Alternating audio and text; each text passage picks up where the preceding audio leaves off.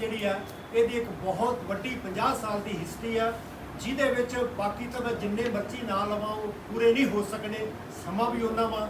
VR Krishna ਆਈਅਰ, ਜਿਹਨੂੰ ਹਮੇਸ਼ਾ ਹੀ ਸਭ ਤੋਂ ਵੱਧ ਯਾਦ ਕੀਤਾ ਜਾਂਦਾ ਹੈ, ਸੁਪਰੀਮ ਕੋਰਟ ਦੇ ਜੱਜ ਹੁੰਦਿਆਂ ਹੋਇਆਂ ਜਿਹਨੇ ਦਬਲੇ ਕੁਚਲੇ ਲੋਕਾਂ ਦੇ ਲਈ, ਕਿਸਾਨਾਂ, ਮਜ਼ਦੂਰਾਂ, ਨੌਜਵਾਨਾਂ, ਵਿਦਿਆਰਥੀਆਂ ਲਈ, ਹਰ ਵਰਗ ਦੇ ਲੋਕਾਂ ਦੇ ਲਈ ਜਿਹਨੇ ਆਪਣੀ ਕਲਮ ਚੁੱਕੀ ਔਰ ਉਹਨਾਂ ਦੇ ਹੱਕ ਦੇ ਵਿੱਚ ਜੱਜਮੈਂਟਾਂ ਦਿੱਤੀਆਂ ਨੇ। ਉਹਦੇ ਜਿਹੜੇ 4 ਸ਼ਬਦ ਜਿਹੜੇ ਲਿਖੇ ਹੋਏ ਉਹ ਅੱਜ ਵੀ ਲੋਕ ਯਾਦ ਕਰਦੇ ਆ, ਭਾਵੇਂ ਉਹ ਜੱਜ ਸਾਹਿਬਾਨ ਭੁੱਲ ਗਏ ਆ ਕਿ ਉਹ ਸਪਿਰਿਟ ਕੀ ਸੀ, ਜਿਹਦੇ ਵਿੱਚੋਂ ਸਭ ਤੋਂ ਇਹ ਵੱਡੀ ਗੱਲ ਸੀ ਕਿ bail is a rule not jail, ਕਿ ਬੇਲ ਜਿਹੜੀ ਹੈ ਉਹ ਸਭ ਨੂੰ ਜਿਹੜੀ ਦਿੱਤੀ ਜਾਣੀ ਚਾਹੀਦੀ ਹੈ। ਐਕਸੈਪਸ਼ਨ ਉਹਦੇ ਵਿੱਚ ਹੈ ਕਿ ਬਹੁਤ ਵੱਡਾ ਜਿਹੜਾ ਵਾ ਕ੍ਰਾਈਮ ਕੀਤਾ ਹੋਵੇ, ਸੀਰੀਅਸ ਹੀਨੀਅਸ ਜਿਹੜਾ ਵਾ ਉਹ ਅਫੈਂਸ ਕੀਤਾ ਹੋਵੇ, otherwise bail is a rule, jail ਜਿਹੜਾ ਵਾ ਉਹ ਰੂਲ ਨਹੀਂ ਹੈ, ਜੇਲ ਇਜ਼ ਏ ਐਕਸੈਪਸ਼ਨ। ਉਹ ਜਿਹੜੇ VR ਕ੍ਰਿਸ਼ਨ ਆਈਅਰ ਵਰਗੇ ਜਿਹਦੇ ਤੋਂ ਬਿਨਾਂ ਸਾਡਾ ਇੰਡੀਆ ਦਾ ਜੂਰਿਸਪ੍ਰੂਡੈਂਸ ਜਿਹੜਾ ਕੰਪਲੀਟ ਨਹੀਂ ਹੈ, ਅੱਜ ਤੱਕ ਉਹਨਾਂ ਦਾ ਨਾਮ ਆਉਂਦਾ, ਉਹ ਐਸ ਐਸੋਸੀਏਸ਼ਨ ਦੇ ਜਿਹੜੇ ਆ ਉਹ ਪ੍ਰਧਾਨ ਰਹੇ ਆ, ਨਹੀਂ ਹੋਏ। ਇਸ ਤੋਂ ਇਲਾਵਾ ਪਿਛਲੇ 7 ਸਾਲ ਤੋਂ ਜਦੋਂ ਤੋਂ ਇੱਕ ਇਹੋ ਜਿਹਾ ਵਰਤਾਰਾ ਚੱਲ ਰਿਹਾ ਕਿ ਲੋਕਾਂ ਨੂੰ ਆਵਾਜ਼ ਉਠਾਉਣ ਦਾ ਹੱਕ ਨਹੀਂ ਹੈ, ਜਿਹਦੇ ਵਿੱਚ ਜਿਹੜਾ ਵਾ ਜਿਹਨੂੰ ਮਰਜ਼ੀ ਕਿਸੇ ਬਹਾਨੇ ਦੇ ਉੱਤੇ ਤੁਸੀਂ ਜਿਹੜਾ ਵਾ ਮਿਨੋਰਟੀਜ਼ ਦੇ ਖਿਲਾਫ, ਕਿਸਾਨਾਂ ਦੇ ਖਿਲਾਫ ਜਾਂ ਜਿਹੜੇ ਵੀ ਹੋਰ ਕੋਈ ਆਵਾਜ਼ ਆਪਣੀ ਚੁੱਕਦੇ ਨੇ, ਬੋਲਦੇ ਨੇ ਕਿ ਜਿਹੜਾ ਕਿ ਸਾਡਾ ਕਨਸਟੀਟਿਊਸ਼ਨ ਰਾਈਟ ਹੈ, ਉਹਦੇ ਲਈ ਜਿਹੜਾ ਵਾ ਸੁਪਰੀਮ ਕੋਰਟ ਤੋਂ ਲੈ ਕੇ ਹਾਈ ਕੋਰਟ ਤੱਕ ਹਰ ਜਗ੍ਹਾ ਤੇ ਕੇਸ ਲੜਨ ਵਾਲੇ ਉਹ ਸਾਨੂੰ ਮਾਣ ਹੈ ਕਿ ਸਾਡੇ ਆਲ ਇੰਡੀਆ ਦੇ ਰਜਿੰਦਰ ਸਿੰਘ ਚੀਮਾ ਸਾਡੇ ਪ੍ਰਧਾਨ ਹੈ। ਅੱਜ ਉਹਨਾਂ ਨੇ ਇਸ ਮੀਟਿੰਗ ਦੇ ਵਿੱਚ ਆਉਣਾ ਸੀ ਪਰ ਕਿਸੇ ਜ਼ਰੂਰੀ ਰੁਝੇਵੇਂ ਦੇ ਕਾਰਨ ਉਹ ਨਹੀਂ ਆ ਸਕੇ, ਪਰ ਅਸੀਂ ਵਿਸ਼ਵਾਸ ਦਿਵਾਉਂਦੇ ਹਾਂ ਕਿ ਇਸ ਬਾਰ ਦੇ ਵਿੱਚ ਇਹ ਸੈਮੀਨਾਰ ਕੋਈ ਰੱਖਣਗੇ, ਕੋਈ ਨਾ ਕੋਈ ਇਹੋ ਜਿਹੀ ਜਿਹੜੀ ਐਕਟੀਵਿਟੀ। ਅੱਖਾਂ ਮੀਟ ਕੇ ਡਟੇ ਹੋਏ ਨੇ ਕਿ ਵੇਖੋ ਹਿੰਦੁਸਤਾਨ ਦੇ ਸਾਡੇ ਸਿਟੀਜ਼ਨ ਨੇ, ਕੋਈ ਬਾਹਰੋਂ ਤਾਂ ਨਹੀਂ ਆਏ, ਪਾਕਿਸਤਾਨ ਤੋਂ ਤਾਂ ਨਹੀਂ ਆਏ, ਤੁਹਾਡੇ ਬੈਠੇ ਨੇ ਔਰ ਜਿਹੜੇ ਉਹਨਾਂ ਦੇ ਮੰਤਰੀ ਨੇ, ਲੇਖੀ ਵਰਗੇ ਇਹਦੇ ਮਵਾਲੀ ਆ, ਹੁਲਕੀਅਨ ਜਿਹੜੇ ਆ ਉਹ ਆ ਗਏ ਆ। ਜਿਸ ਤਰੀਕੇ ਨਾਲ ਟ੍ਰੀਟ ਉਹਨਾਂ ਨੂੰ ਕਰ ਰਹੇ ਨੇ, ਇੱਕ ਬਹੁਤ ਮੰਦਭਾਗੀ ਗੱਲ ਆ। ਸਾਡਾ ਸਾਰਿਆਂ ਦਾ ਫਰਜ਼ ਬਣਦਾ ਕਿ ਅਸੀਂ ਜਿੰਨੀ ਵੱਧ ਤੋਂ ਵੱਧ ਸਪੋਰਟ ਕਰੀਏ ਉਹਨਾਂ ਕਿਸਾਨਾਂ ਦੀ, ਉੱਥੇ ਜਾ ਕੇ ਹਰ ਤਰੀਕੇ ਦੇ ਨਾਲ ਜਿਹੜੀ ਹੈ ਅਸੀਂ ਉਹਨਾਂ ਦੀ ਮਦਦ ਕਰੀਏ। ਸਾਡੇ IAM ਵੱਲੋਂ ਸਾਡੇ ਬਹੁਤ ਸਾਰੇ ਜ਼ਿਲ੍ਹਿਆਂ ਦੇ ਵਿੱਚੋਂ ਸਮੇਂ ਤੱਕ ਦੇ ਵਿੱਚ ਜਿਹੜਾ ਵਾ ਉੱਥੇ ਬਾਰਡਰ ਤੇ ਜਾ ਕੇ ਅਸੀਂ ਉਹਨਾਂ ਦੇ ਹੱਕ ਦੇ ਵਿੱਚ ਜਿੰਨੀ ਮਦਦ ਹੋਈ ਉਹ ਵੀ ਕਰਦੇ ਰਹੇ ਆ, ਡਟ ਕੇ ਖੜਦੇ ਵੀ ਰਹੇ ਆ। ਜਿੱਥੇ ਕਿਸਾਨਾਂ ਦੀਆਂ ਜਿਹੜੀਆਂ ਨਜਾਇਜ਼ ਗ੍ਰਿਫਤਾਰੀਆਂ ਹੋਈਆਂ, ਚਾਹੇ ਚੰਡੀਗੜ੍ਹ ਦੇ ਵਿੱਚ ਕੇਸ ਬਣੇ ਹੋਣ, ਹਰਿਆਣੇ ਦੇ ਵਿੱਚ ਬਣੇ ਹੋਣ, ਕਿਤੇ ਵੀ ਹੋਣ, ਅਸੀਂ ਡਿਫੈਂਸ ਟੀਮ ਬਣਾ ਕੇ ਸਾਡੀ IAL ਵੱਲੋਂ ਅਸੀਂ ਉਹਨਾਂ ਨਾਲ ਡਟ ਕੇ ਹਰ ਵਕਤ ਜਿਹੜੇ ਆ ਖੜੇ ਆ। ਇਹ ਸਾਰੇ ਇਸ਼ੂ ਦੋਸਤੋ ਸਾਡੇ ਸਾਹਮਣੇ ਆ। ਮੈਂ ਤੁਹਾਡਾ ਸਾਰਿਆਂ ਦਾ ਫਿਰ ਬਹੁਤ ਧੰਨਵਾਦੀ ਹਾਂ, ਖਾਸ ਕਰਕੇ ਸਾਡੀ ਬਠਿੰਡੇ ਦੀ ਬਾਰ ਦਾ, ਜਿਨ੍ਹਾਂ ਨੇ ਸਾਨੂੰ ਅੱਜ ਮੌਕਾ ਦਿੱਤਾ ਹੈ। ਤੇ ਮੇਰੀ ਅਪੀਲ ਹੈ ਕਿ ਸਾਰੇ ਆਪਾਂ ਖੁੱਲ੍ਹ ਕੇ ਆਪਦੇ ਦਿਲੋਂ ਗੱਲ ਕਰੀਏ ਕਿ ਸਾਡੀ ਕੀ ਹਾਲਾਤ ਹੈ ਤੇ ਅਸੀਂ ਕੀ ਅੱਗੇ ਕਰ ਸਕਦੇ ਹਾਂ। ਬਹੁਤ ਮਿਹਰਬਾਨੀ। तो जो फेडरल सिस्टम स्टेटस ने पावर खत्म करके ਤੁਸੀਂ ਆਪਣੇ ਆਪ ਹਟਾ ਕੇ ਬਣ ਦੋ, ਉਹਨਾਂ ਕਾਨੂੰਨਾਂ ਖਤਮ ਕਰੋ। ਵਕੀਲਾਂ ਨੂੰ ਬਹੁਤ ਸਾਰੀਆਂ ਸਮੱਸਿਆਵਾਂ ਆ ਰਹੀਆਂ ਨੇ। ਆਪਾਂ ਦੇਖਦੇ ਆ ਕਿ ਕੋਈ ਵੀ ਵਕੀਲ ਸਾਹਿਬਾਨ ਜੇਕਰ ਕਿਸੇ ਜੱਜ ਸਾਹਿਬਾਨ ਦੇ ਖਿਲਾਫ ਕੋਈ ਇੱਕ ਸ਼ਬਦ ਬੋਲਦਾ ਹੈ ਜਾਂ ਉਹਨੂੰ ਕਹਿੰਦਾ ਹੈ ਵੀ ਇਹਨੇ ਗਲਤ ਕੰਮ ਕੀਤਾ ਹੈ, ਤਾਂ ਉਹਦਾ ਕਦੇ ਵੀ ਕੋਈ ਕੰਮ ਨਹੀਂ ਕਰਦਾ। ਇੰਨਾ ਠੀਕ ਨਹੀਂ, ਉਹਨਾਂ ਨੂੰ ਇਮੀਡੀਏਟ ਜਿਹੜੀ ਆ ਕੋਈ ਨਾ ਕੋਈ ਜਿਹੜੀ ਆ ਉਹ ਮਦਦ ਜਿਹੜੀ ਦਿੱਤੀ ਜਾਵੇ। ਦੂਜਾ ਹੈ ਕਿ ਕੰਮ ਸ਼ੁਰੂ ਹੋਣਾ ਚਾਹੀਦਾ। ਮੇਰੇ ਤੋਂ ਪਹਿਲਾਂ ਵਕੀਲ ਸਾਹਿਬ ਬੋਲ ਰਹੇ ਸੀ ਜਿਸ ਤਰ੍ਹਾਂ ਅੱਜ ਕੱਲ੍ਹ ਸਾਡੀਆਂ ਅਦਾਲਤਾਂ ਦਾ ਸਿਸਟਮ ਆ, ਐਂ ਲੱਗਦਾ ਜਿਸ ਤਰ੍ਹਾਂ ਕਿ ਬੈਂਕ 'ਚ ਆਏ ਆ, ਜੱਜ ਉੱਥੇ ਖਲੋਤਾ, ਵਕੀਲ ਇੱਥੇ ਖਲੋਤਾ, ਨਾ ਕੋਈ ਸੁਣਵਾਈ ਆ, ਨਾ ਵਕੀਲ ਨੂੰ ਸੁਣਨ 'ਚ ਮਜ਼ਾ, ਸੁਣਾਉਣ 'ਚ ਮਜ਼ਾ, ਨਾ ਜੱਜ ਨੂੰ ਸੁਣਨ 'ਚ ਮਜ਼ਾ। ਕਮ ਸੇ ਕਮ ਜੇ ਹੁਣ ਪੈਂਡੈਮਿਕ ਥੱਲੇ ਗਿਆ ਕਿ ਸਾਫ਼ ਸੁਥਰੀ ਜੁਡੀਸ਼ਰੀ ਵਾਸਤੇ ਸਾਨੂੰ ਜਦੋਜਹਿਦ ਕਰਨੀ ਚਾਹੀਦੀ ਆ, ਕਿਉਂਕਿ ਜੱਜ ਕਿੱਦਾਂ ਭਰਤੀ ਹੁੰਦੇ ਆ ਸਾਰੇ ਜਾਣਦੇ ਆ। ਸਿੱਧੂ ਸੀ ਜਿਹੜਾ 2-2 ਕਰੋੜ ਲੈ ਕੇ ਜੱਜ ਉਹਨੇ ਭਰਤੀ ਕੀਤੇ ਸੀ, ਬਾਅਦ ਦੇ ਵਿੱਚ ਹਾਈ ਕੋਰਟ ਨੇ ਟੈਸਟ ਲਿਆ ਤੇ 2 ਜੱਜਾਂ ਨੇ ਸੁਸਾਈਡ ਕਮਿਟ ਕਰ ਲਿਆ ਸੀ ਕਿਉਂਕਿ 2-2 ਕਰੋੜ ਰੁਪਈਆ ਦੇ ਚੁੱਕੇ ਸੀ। ਸੋ ਇਹ ਜਿਹੜੀਆਂ ਲਾਹਨਤਾਂ ਨੇ ਸਾਡੇ ਸਮਾਜ ਦੇ ਵਿੱਚ, ਇਹਨਾਂ ਦੇ ਖਿਲਾਫ ਲੜਨ ਦੀ ਲੋੜ ਆ ਸਾਨੂੰ, ਤਾਂ ਹੀ ਇੱਕ ਸੱਜਾ ਚੰਗਾ ਸਮਾਜ, ਚੰਗੀ ਜੁਡੀਸ਼ਰੀ ਜਿਹੜੀ ਆ ਉਹਦਾ ਅਸੀਂ ਜਿਹੜਾ ਨਿਰਮਾਣ ਕਰ ਸਕਦੇ ਹਾਂ। ਸੋ ਇੰਨੀਆਂ ਹੀ ਗੱਲਾਂ ਕਹਿੰਦਾ ਹੋਇਆ ਮੈਂ ਤੁਹਾਡਾ ਸਾਰਿਆਂ ਦਾ ਧੰਨਵਾਦ ਕਰਦਾ। हर वाले सज्जनों ते सारे हाजरी साथियों, मैं तुहानू सारिਆਂ ਨੂੰ जय जनता कहना। बहुत तजर्बा हो गया बाहर दे विच, जिन्नियां गल्लां कहीਆਂ ਗਈਆਂ ਨੇ ਉਹ ਸਾਰੀਆਂ सच ने। ਇਕੱਤਰ ਹੋਏ ਵੱਖ-ਵੱਖ ਜ਼ਿਲ੍ਹਿਆਂ ਤੋਂ ਪਹੁੰਚੇ ਮੇਰੇ ਵਕੀਲ ਦੋਸਤੋ, ਅੱਜ ਜਿਸ ਵਕਤ ਦੇ ਵਿੱਚ ਸਾਡਾ ਇਕੱਠ ਹੋ ਰਿਹਾ, ਉਸ ਵੇਲੇ ਹਿੰਦੁਸਤਾਨ ਦੀ ਜੁਡੀਸ਼ਰੀ ਔਰ ਹਿੰਦੁਸਤਾਨ ਦੀ ਡੈਮੋਕ੍ਰੇਸੀ ਦੋਵੇਂ ਗੰਭੀਰ ਖਤਰੇ ਦੇ ਵਿੱਚ ਪਈਆਂ ਹੋਈਆਂ ਨੇ। ਸਭ ਤੋਂ ਪਹਿਲਾਂ ਮੈਂ ਜੁਡੀਸ਼ਰੀ ਦੀ ਗੱਲ ਕਰਾਂਗਾ, ਫਿਰ ਕੁਝ ਵਕੀਲ ਮੁੱਦਿਆਂ ਦੇ ਉੱਤੇ ਤੁਹਾਡੇ ਨਾਲ ਵਿਚਾਰ ਸਾਂਝੇ ਕਰਾਂਗਾ। ਇਹ ਹਿੰਦੁਸਤਾਨ ਦੀ ਬਦਕਿਸਮਤੀ ਆ ਕਿ ਹਿੰਦੁਸਤਾਨ ਦਾ ਚੀਫ ਜਸਟਿਸ ਇੱਕ ਰਾਜ ਸਭਾ ਦੀ ਸੀਟ ਤੇ ਲਿਖ ਜੇ ਤੇ ਬਾਅਦ ਦੇ ਵਿੱਚ ਬੀਜੇਪੀ ਦੇ ਇਸ਼ਾਰੇ ਦੇ ਉੱਤੇ ਬਾਬਰੀ ਮਸਜਿਦ ਦਾ ਕੇਸ ਤੇ ਬਾਕੀ ਕੇਸ ਦਾ ਫੈਸਲਾ ਜਿਹੜਾ ਉਹ ਗੰਦੇ ਲੋਕਾਂ ਦੇ ਹੱਕ 'ਚ ਇਹ ਸਭ ਤੋਂ ਘਟੀਆ ਜੁਡੀਸ਼ਰੀ ਦੀ ਕਰਤੂਤ ਹੈ। ਸੋ ਇਸ ਕਰਕੇ ਜਦੋਂ ਜੁਡੀਸ਼ਰੀ ਇੱਥੇ ਆ ਕੇ ਖੜ ਗਈ ਆ ਕਿ ਉਹਨੇ ਲੁੱਟਣ ਵਾਲੇ ਲੋਕਾਂ ਦਾ ਸਾਥ ਦੇਣਾ ਤੇ ਜਿਹੜੇ ਲੁੱਟੇ ਜਾਣਗੇ ਉਹ ਫਿਰ ਕਿੱਧਰ ਨੂੰ ਜਾਣਗੇ। ਸੋ ਇਹਨਾਂ ਹਾਲਾਤਾਂ ਦੇ ਵਿੱਚ ਸਾਡੀ ILA ਤੇ ਖਾਸ ਤੌਰ ਤੇ ਵਕੀਲ ਜਮਾਤ ਦਾ ਇੱਕ ਡਿਊਟੀ ਬਣਦੀ ਆ ਕਿ ਅਸੀਂ ਜੋ ਜੁਡੀਸ਼ਰੀ 'ਚ ਕਰਪਸ਼ਨ ਆ, ਕਰਪਟ ਜੱਜ ਆ, ਉਹਨਾਂ ਦੇ ਖਿਲਾਫ ਤਗੜਾ ਸਟੈਂਡ ਲਈਏ ਤਾਂ ਕਿ ਸਮਾਜ ਦੇ ਬਾਕੀ ਵਰਗਾਂ ਨੂੰ ਜੁਡੀਸ਼ਰੀ ਤੋਂ ਕੋਈ ਆਸ ਹੋ ਸਕੇ। ਕਿਉਂਕਿ ਕੋਈ ਵੀ ਬੰਦਾ ਪਿੰਡਾਂ 'ਚ, ਸ਼ਹਿਰਾਂ 'ਚ ਜਦੋਂ ਬਿਲਕੁਲ ਬੇਵਸ ਹੋ ਜਾਂਦਾ ਤੇ ਫਿਰ ਉਹ ਕਹਿੰਦਾ ਹੁਣ ਮੈਂ ਕਚਹਿਰੀ ਜਾਊਂਗਾ। ਕਚਹਿਰੀ ਜਾ ਕੇ ਚਲੋ ਆਪਣੀ ਮਨਪਸੰਦ ਦਾ ਵਕੀਲ ਕਰਦਾ। ਅੱਜ ਕੱਲ੍ਹ ਵਕੀਲ ਭਰਾ ਵੀ ਦੋ ਕਿਸਮ ਦੇ ਆ ਗਏ ਨੇ। ਇੱਕ ਉਹ ਨੇ ਜਿਹੜੇ ਕਹਿੰਦੇ ਪੂਰਾ ਪੈਕ ਕਰ, ਜੱਜ ਦੀ ਵੀ ਸਾਡੇ ਨਾਲ ਸੈਟਿੰਗ ਆ, ਰੀਡਰ ਦੀ ਨਾਲ ਵੀ ਸੈਟਿੰਗ ਆ, ਸਾਰਾ ਹੀ ਕੰਮ ਕਰਾਂਗੇ, ਤੇਰੇ ਕੋਈ ਨਹੀਂ ਪੈਸੇ ਲੱਗਣਗੇ। ਔਰ ਦੁੱਖ ਨਾਲ ਕਹਿਣਾ ਪੈਂਦਾ ਵਕਾਲਤ ਦੇ ਵਿੱਚ ਵੀ ਉਹਨਾਂ ਦਾ ਸਿੱਕਾ ਚੱਲਦਾ। ਜਿਹੜੇ ਇਮਾਨਦਾਰੀ ਦੇ ਪੈਂਤੜੇ ਤੇ ਰਹਿ ਕੇ ਆਪਣੀ ਵਕਾਲਤ ਕਰਦੇ ਆ, ਠੀਕ ਆ, ਲੜਾਈ ਲੜਦੇ ਆ, ਲੇਕਿਨ ਉਹਨਾਂ ਦੀ ਗਿਣਤੀ ਬਹੁਤ ਘੱਟ ਹੈ। ਇੱਕ ਤੇ ਉਹਨਾਂ ਵਕੀਲਾਂ ਦੀ ਗਿਣਤੀ ਵਧਾਉਣ ਦੀ ਲੋੜ ਆ।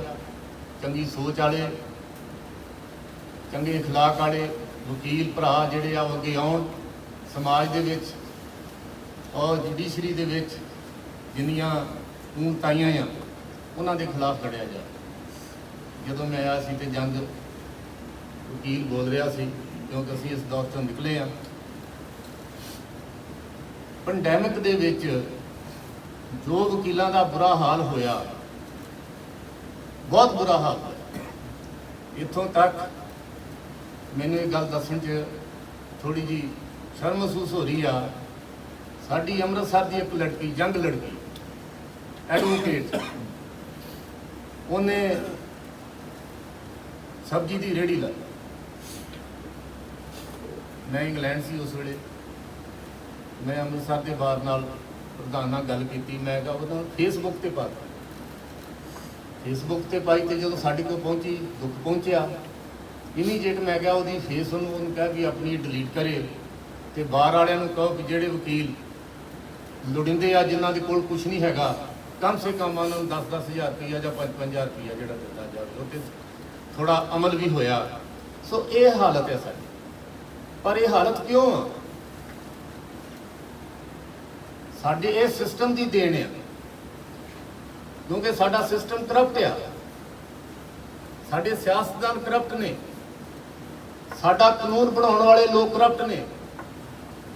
ਇਹਨਾਂ ਕਰਪਟ ਲੋਕਾਂ ਦੇ ਖਿਲਾਫ ਜਹਾਦ ਛਿੜਨ ਦੀ ਲੋੜ ਹੈ। ਇਹਨਾਂ ਦੇ ਖਿਲਾਫ ਲੜਨ ਦੀ ਲੋੜ ਆ। ਜਿੰਨਾ ਚਿਰ ਤੱਕ ਅਸੀਂ ਇਹ ਸਿਸਟਮ ਚੇਂਜ ਨਹੀਂ ਕਰਦੇ, ਅਸੀਂ ਕੋਈ ਚੰਗੀਆਂ ਤਬਦੀਲੀਆਂ ਨਹੀਂ ਲਿਆ ਸਕਦੇ। ਦੇਖ ਲਓ ਸਰਮਾਏਦਾਰੀ, ਕਾਂਗਰਸ ਗਈ, ਕੱਲ ਇਹ ਆ ਗਏ, ਕੱਲ ਇਹ ਗਏ, ਕਾਂਗਰਸ ਆ ਗਈ। ਇਹੋ ਹਾਲ ਸੈਂਟਰ ਦਾ। ਕਦੀ ਆਮ ਲੋਕਾਂ ਦੀ ਗੱਲ ਇਹਨਾਂ ਨੇ ਨਹੀਂ ਕੀਤੀ। ਇਹ ਅਦਾਲਤਾਂ ਦੇ ਵਿੱਚ ਜਿਹੜੇ ਜੱਜ ਨੇ ਕਿੰਗ ਨਾ ਬਣਨ ਦਿਓ ਇਹਨਾਂ ਨੂੰ। ਇਹ ਕਿੰਗ ਸਮਝਦੇ ਨੇ ਆਪਣੇ ਆਪ ਨੂੰ। ਇਹ ਸੋਚ ਲੈਣਾ ਚਾਹੀਦਾ ਇਹਨਾਂ ਨੂੰ। ਪੜ੍ਹੇ ਤੁਸੀਂ ਵੀ ਓਨੀ ਹੋ, ਪੜ੍ਹੇ ਉਹ ਵੀ ਓਨੀਆਂ ਹੀ ਨੇ। You are also officer of the courts. ਇਹ ਨਹੀਂ ਚਾਹੀਦਾ। ਅਸੀਂ ਆਪਦਾ ਹੱਕ ਮੰਗਦੇ ਆ, ਨਾ ਕਿ ਉੱਥੇ ਖੜ ਕੇ ਜੀ ਹਜ਼ੂਰੀਆਂ ਕਰੀਏ।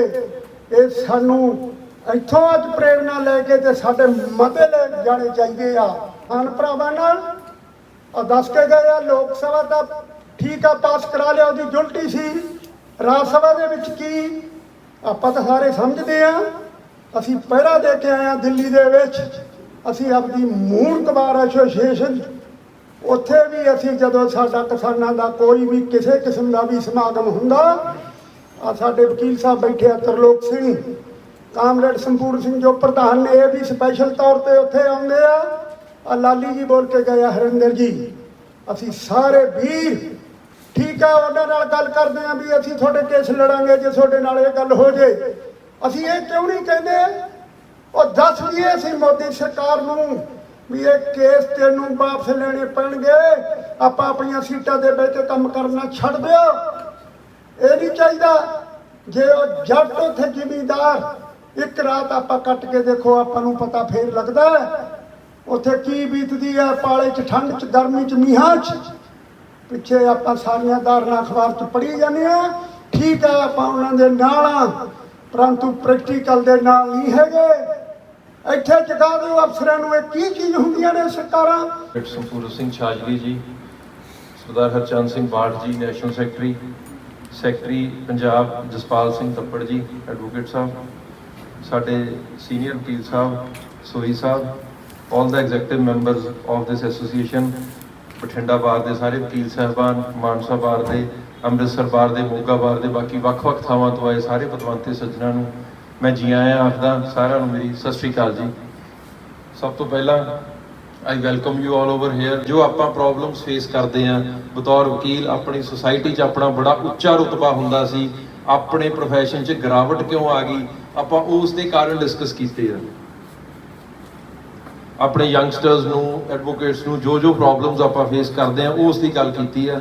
ਸੋ ਅੱਗੇ ਆਪਣਾ ਪ੍ਰੋਫੈਸ਼ਨ ਇੱਕ ਨੋਬਲ ਪ੍ਰੋਫੈਸ਼ਨ ਸੀ, ਬਟ ਹਾਂ ਆਪਣੇ ਪ੍ਰੋਫੈਸ਼ਨ 'ਚ ਗਿਰਾਵਟ ਆਈ ਆਪਾਂ ਮੰਨਦੇ ਆ, ਬਟ ਸੁਸਾਇਟੀ 'ਚ ਇੱਕ ਗਿਰਾਵਟ ਆ ਗਈ। ਆਪਾਂ ਡਾਕਟਰਸ ਨੂੰ ਦੇਖ ਲਈਏ, ਪੋਲੀਟੀਸ਼ੀਅਨਸ ਨੂੰ ਦੇਖ ਲਈਏ, ਇੱਕ ਬੜੀ ਗਿਰਾਵਟ ਆ ਗਈ। ਇਹ ਗਿਰਾਵਟ ਕਿਉਂ ਆਈ ਆ? Earlier it was a selfless service, ਚਾਹੇ ਲਾਇਰਸ ਦੀ ਸੀ, ਡਾਕਟਰਸ ਦੀ ਸੀ, ਪੋਲੀਟੀਸ਼ੀਅਨਸ ਦੀ ਸੀ, ਆਪਾਂ ਮੁੱਢ ਬੰਨਦੇ ਆ ਸੁਸਾਇਟੀ ਦਾ।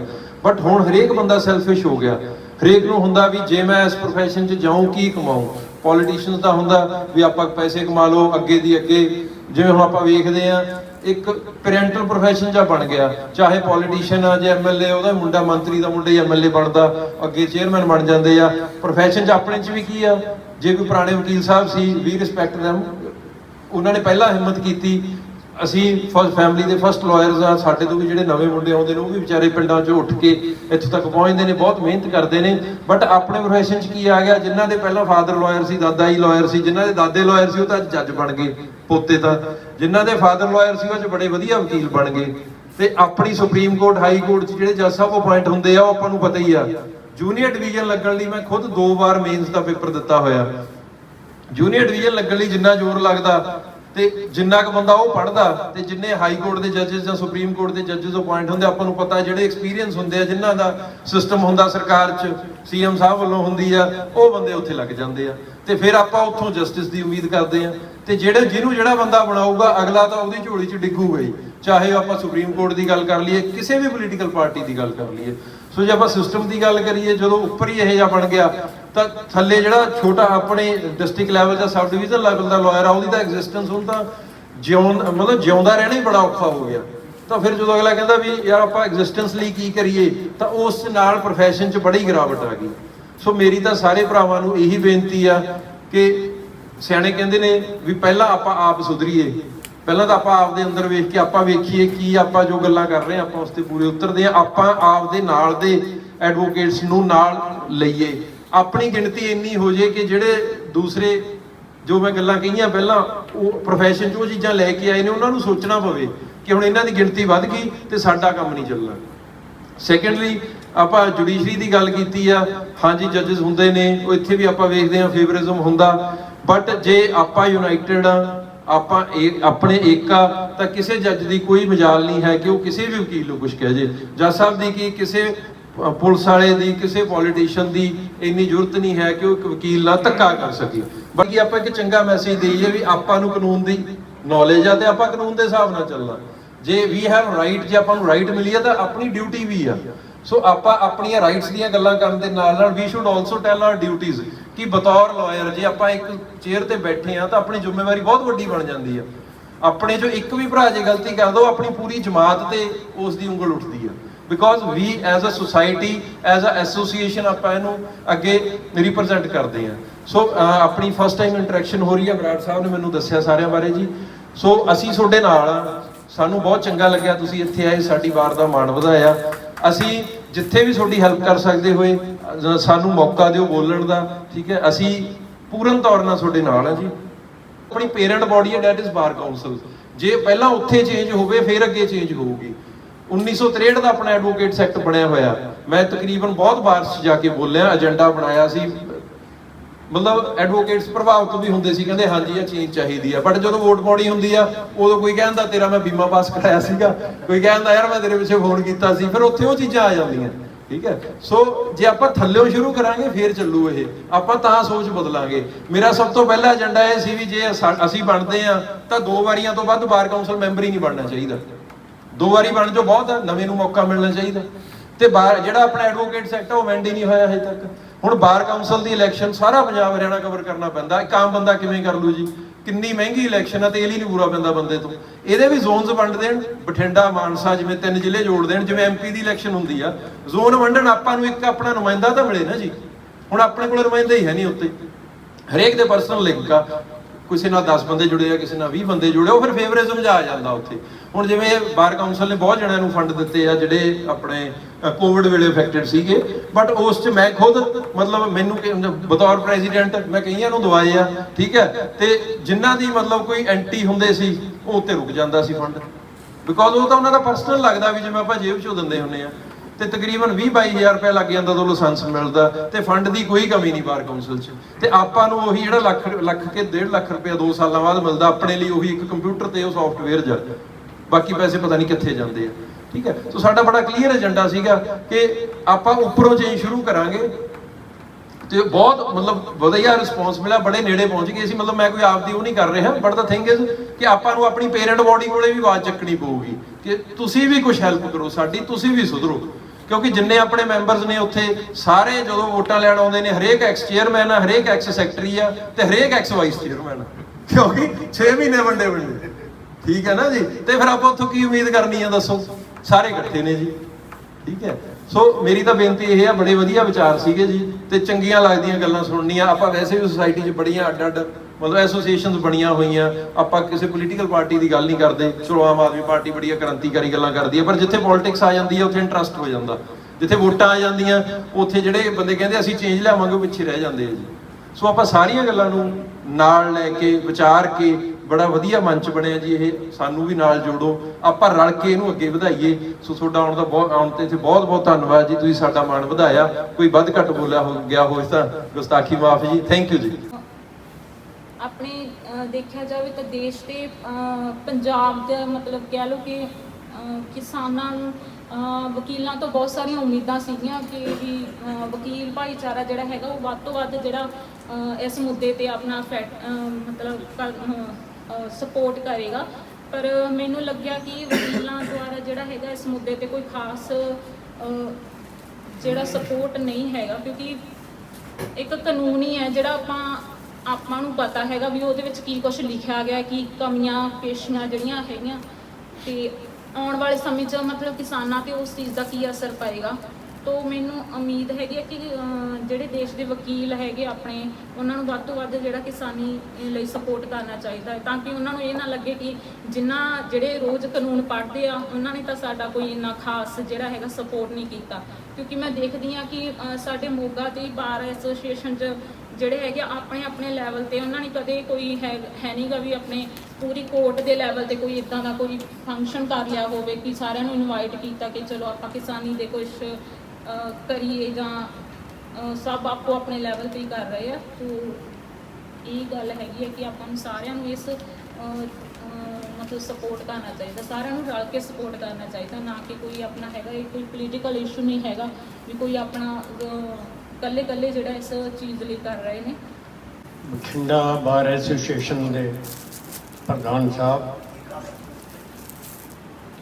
ਔਰ ਉਹਨਾਂ ਨਾਲ ਉਹਨਾਂ ਦੇ ਹੋਰ ਸਾਥੀ ਅਹੁਦੇਦਾਰ ਸਾਹਿਬਾਨ ਔਰ ਇੰਡੀਅਨ ਐਸੋਸੀਏਸ਼ਨ ਆਫ ਲਾਇਰਸ ਦੇ ਅਹੁਦੇਦਾਰ ਤੇ ਸਹਿਯੋਗੀ ਔਰ ਹਮਦਰਦ ਵੱਖ-ਵੱਖ ਜ਼ਿਲ੍ਹਿਆਂ ਤੋਂ ਤੇ ਤਹਿਸੀਲਾਂ ਤੋਂ ਆਏ। ਮੈਂ ਆਪਣੀ ਗੱਲ ਕਹਿਣ ਤੋਂ ਪਹਿਲਾਂ ਸਭ ਤੋਂ ਪਹਿਲਾਂ ਉਹਨਾਂ ਨੂੰ ਭਾਵੇਂ ਜੀ ਆਇਆਂ ਰਸਮੀ ਤੌਰ ਤੇ ਹੋ ਗਿਆ, ਮੇਰਾ ਵੀ ਫਰਜ਼ ਬਣਦਾ ਹੈ ਮੈਂ ਜੀ ਆਇਆਂ ਵੀ ਕਹਾਂ ਤੇ ਇਸ ਗੱਲ ਤੇ ਖੁਸ਼ੀ ਦਾ ਵੀ ਪ੍ਰਗਟਾਵਾ ਕਰਾਂ ਕਿ ਅਸੀਂ ਇਸ ਜਥੇਬੰਦੀ ਨੂੰ ਚੰਡੀਗੜ੍ਹ ਦੇ ਕਿਲੇ ਤੋਂ ਬਾਹਰ ਲੈ ਕੇ ਆਏ ਹਾਂ। ਅਸੀਂ ਇੱਕ ਸਾਥੀ ਨੇ, ਇੱਕ ਦੋਸਤ ਨੇ ਗੱਲ ਕਹੀ ਸੀ ਫਾਜ਼ਿਲਕਾ ਵਾਲੇ ਨੇ ਕਿ ਜ਼ਿਲ੍ਹਿਆਂ ਤੇ ਵੀ ਜ਼ਿਲ੍ਹਾ ਪੱਧਰ ਤੇ ਵੀ ਮੀਟਿੰਗਾਂ ਹੋਣੀਆਂ ਚਾਹੀਦੀਆਂ ਨੇ। ਅਸੀਂ ਇਹ ਵੀ ਗੱਲ ਸ਼ੁਰੂ ਕੀਤੀ ਹੈ। ਇਸ ਤਰ੍ਹਾਂ ਦੀ ਮੀਟਿੰਗ ਸੰਗਰੂਰ 'ਚ ਵੀ ਕੀਤੀ, ਇਸ ਤਰ੍ਹਾਂ ਦੀ ਮੀਟਿੰਗ ਗੋਬਿੰਦਗੜ੍ਹ ਵੀ ਕੀਤੀ, ਇਸ ਤਰ੍ਹਾਂ ਦੀ ਮੀਟਿੰਗ ਲੁਧਿਆਣੇ ਵੀ ਕੀਤੀ।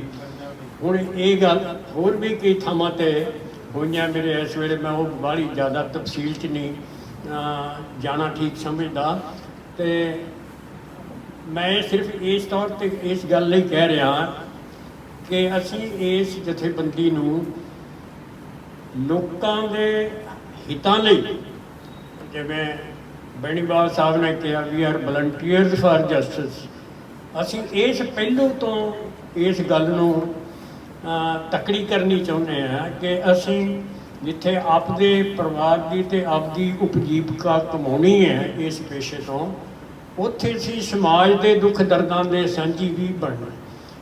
ਔਰ ਇਸ ਲਈ ਮੈਂ ਇੱਕ ਦੋਸਤ ਨੇ ਗੱਲ ਕਹੀ ਸੀ ਮੂਣਕ ਤੋਂ ਵੀ ਸਾਨੂੰ ਜਿਹੜੇ ਲੋਕਾਂ ਲਈ ਜਾਂ ਦੇਸ਼ ਭਗਤਾਂ ਲਈ ਲੜਦੇ ਰਹੇ ਨੇ ਉਹਨਾਂ ਵਕੀਲ ਸਾਹਿਬਾਨਾਂ ਦਾ ਵੀ ਜਿਨ੍ਹਾਂ ਦਾ ਇਸ ਜਥੇਬੰਦੀ ਨੂੰ ਖੜਨ 'ਚ ਬਹੁਤ ਵੱਡੇ ਯੋਗਦਾਨ ਨੇ। ਮੈਂ ਉਹਨਾਂ ਲਈ ਆਹ ਕਿਤਾਬ ਲੈ ਕੇ ਆਇਆ ਹਾਂ ਉਸ ਗੱਲ ਲਈ।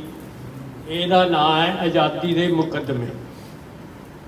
ਇਹ ਆਜ਼ਾਦੀ ਦੇ 11 ਮੁਕੱਦਮੇ ਨੇ ਜਿਨ੍ਹਾਂ 'ਚ 121A ਤੇ 124A ਦੀ ਵਰਤੋਂ ਹੋਈ। 1858 ਤੋਂ ਲੈ ਕੇ 1947 ਤੱਕ INA ਦੀ ਤੇ ਸ਼ੇਖ ਅਬਦੁੱਲਾ ਦਾ ਜਿਹੜਾ ਟ੍ਰਾਇਲ ਹੋਇਆ ਉਦੋਂ ਤੱਕ ਇਹ ਸਾਰੇ 11 ਮੁਕੱਦਮੇ ਆ। ਇਹ ਗੱਲ 11 ਤੇ ਜ਼ੋਰ ਮੈਂ ਤਾਂ ਦੇ ਰਿਹਾ ਵੀ ਉਹਨਾਂ ਦੇ ਇੰਨੇ ਲੰਮੇ ਸਮੇਂ 'ਚ ਵਿਦੇਸ਼ੀ ਹਕੂਮਤ ਦੇ ਸਮੇਂ 'ਚ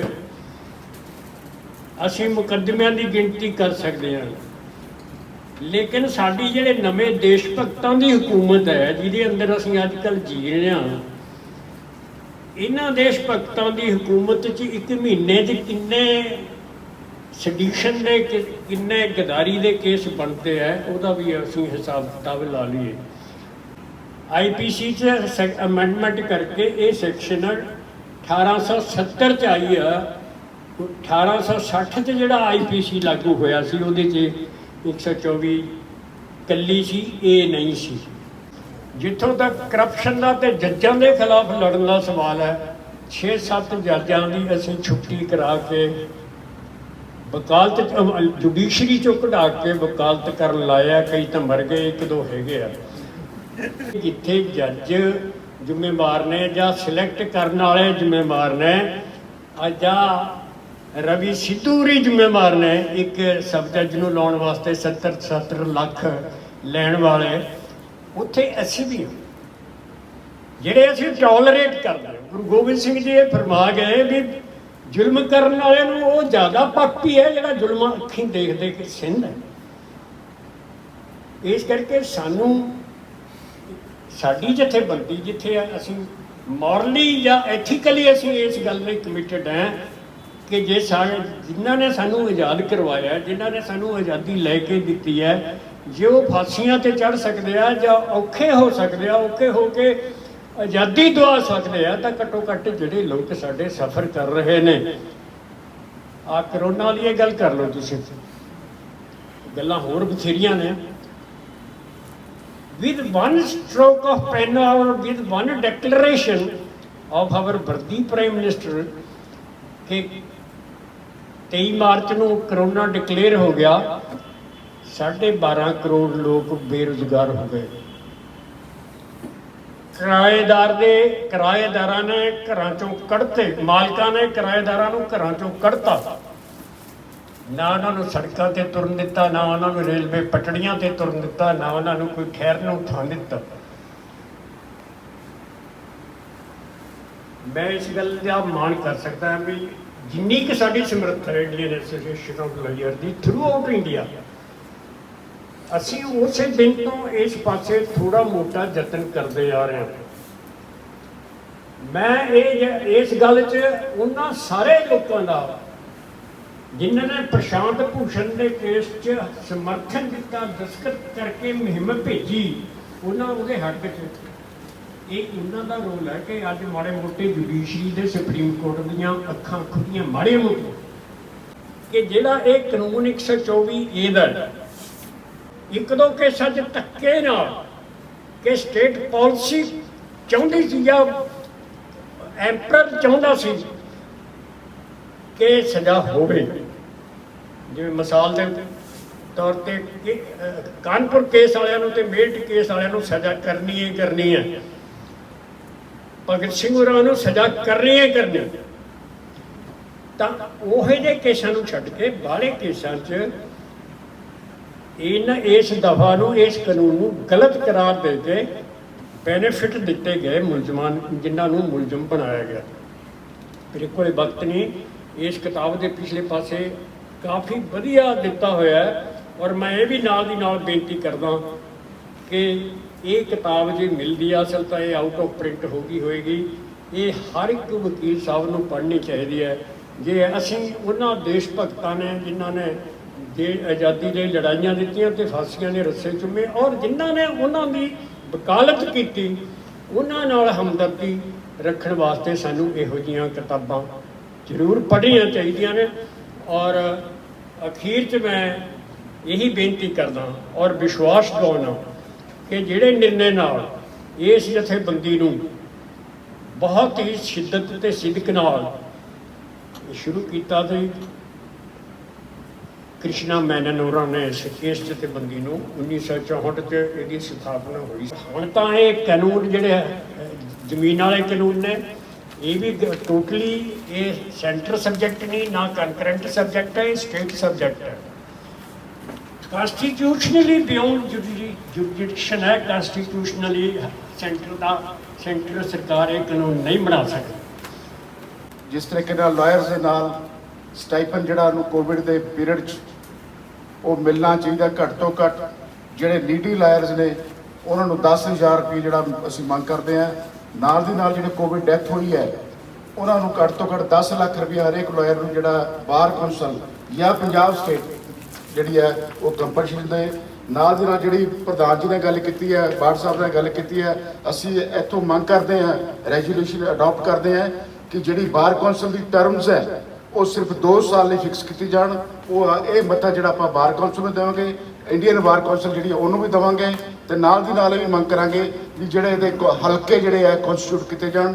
ਨਾਲ ਅਸੀਂ ਮੰਗ ਕਰਾਂਗੇ ਕਿ ਕਿਸਾਨੀ ਸੰਘਰਸ਼ ਦਾ ਜਿਹੜਾ ਚੱਲ ਰਿਹਾ ਦਿੱਲੀ ਦੀ ਬਰੂਹਾਂ ਤੇ, ਉਹ ਤਿੰਨੇ ਕਾਨੂੰਨ ਤੋਂ ਬਿਜਲੀ ਵਾਲਾ ਕਾਨੂੰਨ ਦੇ ਨਾਲ ਹੀ ਨਾਲ ਪਰਾਲੀ ਵਾਲਾ ਕਾਨੂੰਨ ਜਿਹੜਾ ਪੋਲਿਊਸ਼ਨ ਦਾ, ਇਹਨਾਂ ਤਿੰਨੇ ਕਾਨੂੰਨਾਂ ਨੂੰ ਜਿਹੜਾ ਸਕ੍ਰੈਪ ਕੀਤਾ ਜਾਏ, ਇਹ ਵੀ ਅਸੀਂ ਜਿਹੜਾ ਮੰਗ ਕਰਦੇ ਹਾਂ। ਨਾਲ ਦੀ ਨਾਲ ਅਸੀਂ ਜਿਹੜਾ ਕਿਸਾਨ ਮੋਰਚੇ ਨੂੰ ਇਹ ਗੱਲ ਕਨਵੇ ਕਰਾਂਗੇ ਕਿ ਪਹਿਲੀ ਲੜਾਈ ਤਾਂ ਵਕੀਲਾਂ ਦੀ ਲੜਾਈ ਬਣਦੀ ਸੀ, ਕਿਸਾਨਾਂ ਨੇ ਸ਼ੁਰੂ ਕੀਤੀ, ਕਿਉਂਕਿ ਵਕੀਲਾਂ ਨੂੰ ਪਤਾ ਵੀ ਕਾਨੂੰਨ 'ਚ ਕੀ ਖਾਮੀਆਂ ਸੀ। ਵਕੀਲਾਂ ਨੇ ਉਹਨਾਂ ਜਿਹੜੇ ਕਾਨੂੰਨਾਂ ਜਿਹੜੀ ਖਾਮੀਆਂ ਸੀ, ਇਹ ਜਿਹੜੇ ਕਾਨੂੰਨ ਕਦੇ ਬਣੇ ਨਹੀਂ ਸਕਦੇ।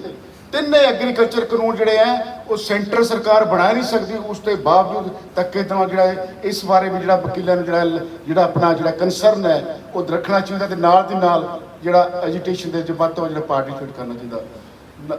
ਸੈਕੰਡ ਜਿਹੜਾ ਸਾਡਾ ਲਾਸਟ ਫਾਈਨਲ ਹੈ ਕਿ ਜਿਹੜਾ ਭਾਰਤ ਦੇ ਸੰਵਿਧਾਨ ਨੂੰ ਜਿਸ ਤਰੀਕੇ ਨਾਲ ਉਹਦਾ ਵਾਇਲੇਸ਼ਨ ਹੋ ਰਿਹਾ ਹੈ, ਜਿਹੜੀਆਂ ਏਜੰਸੀਆਂ ਕਰ ਰਹੀਆਂ ਨੇ, ਸਰਕਾਰਾਂ ਕਰ ਰਹੀਆਂ ਨੇ, ਉਸ ਦਾ ਜਿਹੜਾ ਵਾਇਲੇਸ਼ਨ ਹੈ ਉਸ ਨੂੰ ਰੋਕਿਆ ਜਾਏ। ਲਾਸਟ ਦੇ ਵਿੱਚ ਸਾਡੀ ਮੰਗ ਹੈ ਸੈਡੀਸ਼ਨ ਡਿਲੀਟ ਕੀਤੀ ਜਾਏ, ਸੈਡੀਸ਼ਨ ਦਾ ਜਿਹੜਾ ਲਾਭ ਆ ਤੇ ਨਾਲ ਯੂਏਪੀ ਜਿਹੜਾ ਪਹਿਲਾਂ ਜਿਹੜਾ ਕਨਸਟੀਟਿਊਟ ਕੀਤਾ ਸੀ ਇਹ ਕਾਂਗਰਸ ਗਵਰਨਮੈਂਟ ਨੇ ਕੀਤਾ ਸੀ। ਇਹਨਾਂ ਨੇ ਨਵੀਂ ਅਮੈਂਡਮੈਂਟ ਕੀਤੀ। ਪਹਿਲਾਂ ਉਹਦੇ ਵਿੱਚ ਕਿ ਆਰਗੇਨਾਈਜੇਸ਼ਨ ਨੂੰ ਜਿਹੜਾ ਟੈਰਰਿਸਟ ਐਕਟ 'ਚ ਜਿਹੜਾ ਐਮਬਿਟ ਚੱਲਦਾ, ਪਰ ਇਹਨਾਂ ਨੇ ਅਮੈਂਡਮੈਂਟ ਕਰਕੇ ਸਿੰਗਲ ਪਰਸਨ ਵੀ ਜਿਹੜਾ ਐਕਸ਼ਨ ਹੈ ਉਹ ਵੀ ਟੈਰਰਿਜ਼ਮ ਐਕਟ 'ਚ ਆਉਂਦਾ। ਅਸੀਂ ਮੰਗ ਕਰਦੇ ਹਾਂ ਜਿਹੜੇ ਸੈਡੀਸ਼ਨ ਲਾਅ ਨੇ, ਯੂਪਾ ਲਾਅ ਨੇ, ਇਹ ਟੋਟਲੀ ਸਕ੍ਰੈਪ ਕੀਤੇ ਜਾਣ ਕਿਉਂਕਿ ਇਹਨਾਂ ਦਾ ਮਿਸਯੂਜ਼ ਹੋ ਰਿਹਾ। ਇਹ ਅਸੀਂ ਸਾਰੇ ਜਿਹੜੇ ਰੈਜ਼ੋਲੂਸ਼ਨ ਨੇ ਅਡਾਪਟ ਕਰਦੇ ਸਾਰੇ ਹੱਥ ਖੜੇ ਕਰਕੇ ਤੁਹਾਡਾ ਮੈਂ ਚਾਹਾਂਗਾ ਵੀ ਆਪਾਂ ਇਹ ਰੈਜ਼ੋਲੂਸ਼ਨ ਪਾਸ ਕਰਕੇ ਹੁਣ ਮੈਂ